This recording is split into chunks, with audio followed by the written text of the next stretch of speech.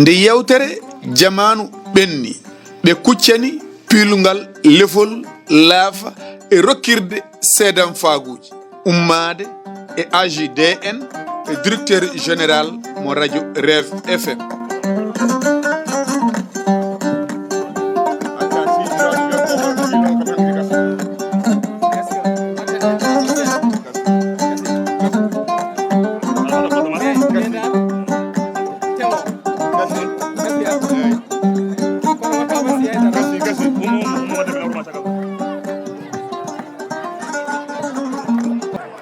sabu enen gandi neɗɗo mawo timma e guite bandiken Ousmane Naysi neɗɗo ko mawo yooɗa e saaha makko neɗɗo ko mawo yooɗa e jamanu makko neɗɗo ko mawo daña saaha e yonta makko o daña ngalɗo gueɗal bandiraɓe musidɓe bandiraɓe Fouta bandiraɓe ndendori Kadiel enen gandi hande sen mbi eɗen nodda ndendornaji goto yo ara a haalan en hol gonɗo Dande Leñol Sy ɗum weeɓata ko hunde nde ganduɗa koɗo fuɗɗi woodi alaɗo haaɗi neɗɗo foof e ñalawma mum mais kala ko neɗɗo dañi ko jikkuma rokkanma Harouna Sy hande amin dokkuma weccet ma dokketeɗa teddugal weccet ma dokketeɗa ɓuural weccet ma dokketeɗa needi weccet ma dokketeɗa muñal weccet ma dokketeɗa ko futtini guiri yimɓe hande ne fusi Fouta ko ɗum ala e ma politicien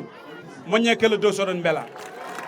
alhamdulillahi rabbil alamin Allah mais il faut paamon ndendori ngoɗo radio ko Baydi Sammalal yo yurmede Allah wone makko kanko waɗi radio ngo mais sababu radio ngo ko o Harouna Sy gurɗomo mayani so radio ngo yettima hande haɗo yettiɗo en mbawa yejjide en duttora caggal Abdoul Mody Tall moññene kelle dow Abdoul Mody Tall baɗɗo hen jawdi mun Abdoul Mody Tall baɗɗo hen ngaalu mun Abdoul Mody Tall baɗɗo hen ndimagu mun Abdoul Mody Tall baɗɗo hen ndimagu mun neɗɗagal mun kono alhamdulillahi rabbil alamin Allah woyo Harouna Sy woyo Harouna mo amani woyo Harouna jiiɗo koldam woyo Harouna jiiɗo caɗele woyo Harouna jiiɗo ɗomka woyo Harouna jiiɗo mayɗo wi woppata mayɗo ha abbo mayɗo ndendori so gona hasdeji moññine Harouna kelle dow hayso wonano neɗɗagal neɗɗingal deede hayso wonano teddugal ngal joguiɗa ngal billahi wallahi wa tallahi culel e wuuro manggo ne wawi rondade programme ma o gasa tawa goto ɓe namdaki ballal sibabude tile mérite aɗa handi hen ka neɗɗo aɗa handi hen ka nehiɗo galle fof gonɗo ɗo e ndendori guila e pasoma ha e dimo e dimajo e gawlo e ñeeño aɗa wawi nadde galle mum kala toon haaju ma pija jala tawa ala ñingode bande Allah walluma dañƴa debbo ma Allah walluma dañƴa joom suudu ma Allah walluma miññuɗa miñi hen hamin ñagonoma Allah ko faya ko eko jogori fawe dow hoore ma ko yo wonane abde malade no Mamoudou mbiyatno ni ndaw ko weeli yiide ndaw ko metti memde weeli yiide ko nangue metti memde ko nangue kala biiɗo ene mema Harouna Sy yummun yo wonto solima bammo wonto ceemeɗo ko fawete hoore ma ko ya jogoro jaam ya yiiru jaam yo wonane ɓuural e ɓamtare yo ndendori woni hen nafoore ma ha ndendori fof yettoɗo yettiɗo ala no mbatten noon so tawi neɗɗo dañi teddugal rokke gueɗal mum ha timma so neɗɗo dañi fayida rokke fayida mum ha timma ɗum ɗo ko Allah walluma koye wuuro hen jibinɗa ko an liggani hoore ma an addani hoore ma wona ɓi maccuɗo walla ɓi ñeño fof daña ñalade daña yimɓe wonko heddi suwa arde taw a suwa yiide hay batte ene haalde mon guiɗo mon ñeño mon sehil mon miñigo almudo makko Amadou Samba Condi Samba Hamman Dramani gorka Mamadou Hunare yo lefol ngol memire jaam ya barka rasul bil haqqi gonga amin joni on farba filata Harouna Sy lefol ngol ko joom wuuro so wiyama joom wuuro ɗum hayso hamin jogui hen parole hunde fof ne waɗi jomumen joguiɗo rewata holmo joom wuuro taw ko ardi foof eɗen mbiya rabbi surali sadri wa yassir li amrin wa ahlul ugdatan min lisani yafqahu qawli caggal yettude Allah ko julde e nulaɗo Allah sallllahu alayhi wa sallam jetten nene jetten baba jetten Seydine Cheikhna Amadou Tidiane Sérif nde wonno mi wima so tawi innama aade omo fuɗɗo nadde e haala caggal nde o yetti Allah e nelaɗo mum o juule e rasulu sallllahu alayhi wa sallam o yetti jinnama makko nene e baba nde wonno ko ɓen jeeyi sababu garal men ɗo e aduna nde wonno kala mo yettani sababu yettata jomiraɗo holmo jeeyi sababu darde men ɗo hande jeeyi sababu darde men ɗo hande ko gorko galluyke mo rewaka ñamade hay saaha goto kadi ko grand frère de valeur mi wiiramo noon la beauté ça fait pas une personne mais la beauté ça augmente la valeur d'une personne dande leñol noon enen en mbawa haaldude ɓuura makko nde wonno kodde adama e liman siré samba damba ali mouhtar to halwar koɗo subaka joom wuuro nangue hoore almami salli fana o wi so tawi ɓiɗɗo jibinama o dañi duuɓi 16 o monti tribunal holko woni avocat makko o muynude beldam sa muyni beldam o nodduɗa fof notoma wallahi dande leñol so tawi oɗo ñalawma noddi yimɓeɓe notete nde wonno wona golle ɗe golla haɗe nohimade wona duuɓi ma nohima wona darde ma nohima ko haqqille mo Allah hokkuma o nde wonno an hay goto hen nani caggal joom wuuro noon so wiyama joom wuuro yimɓe fof ne gandi holko woni joom wuuro neɗɗo ne wona joom wuuro tawa ala valeur e nder to jeeyaɗo neɗɗo ne wona joom wuuro tawa ala valeur to laamiɗo neɗɗo ne wona joom wuuro tawa ala ni lasɗi to woni ɗo Allah ne hokkiɓe sens noon kamɓe joom wuuro toɓe goni ɗo ɓe kalata konngol mum neɗɗo firta e wuuro he nde wonno goto fof eɓe jogde mum ñalani taw goɗɗo o tawaka so tawi noon o fii dande leñol o waɗi ko haani holko waɗi ɗum so tawi dimo fiili dimo waɗi ko haani ndimagu noon wona leñol ko golle ndimagu ko jikku e golle wallahu akbar moñe kele dow maccuɗo ne wona dimo gawlo ne wona dimo maabo ne wona dimo bayle ne wona dimo sakke ne wona dimo torode ne wona dimo kono wallahi ɗum ɗo fof ko inde kono ndimago ko golle e balle so tawi ndimago ne yiile wallahi dande sa yamanage Farba jarama si sawandi ya woni jaam haala men noon gasara artude wonno alaɗo yano ñawde yiiɗa ceera bene ɓama min mbima seydi li fulɓe mbi so ɓiɗɗo jibinama wuurani ko Allah ɓe mbi so jibinama o janggani ko pa makko ɓe mbi so dañani barka ko nena makko an noon ka joom wuuro timmuɗo joom wuuro ka joom wuuro ɓi joom wuuro so gayni filde mo bisimilla ma alay sago son ari ko amen ko eko mon ko fof ko onon jeeyi joni joni o bandiraɓe musidɓe tedduɓe joom wuuro ƴetti lefol nana jogori nannude e junggo e dande leñol onon noon son birnitino public o seeɗa ene waɗi fayida son birnitino public o ene waɗi fayida banggue ñaamo o ala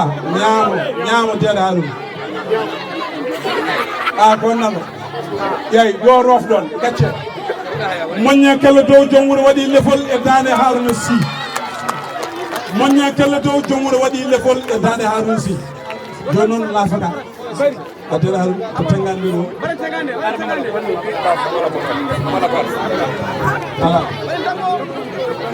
joni laafaka ko kalman Boupende jagui an noon ka piilan noon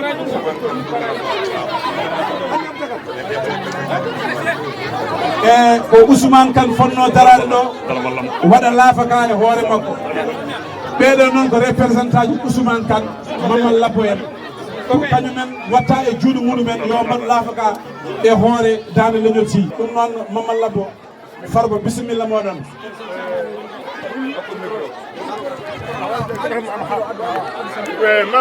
Mamadou Labbo wi Mabal o wi gila nano fonno haalde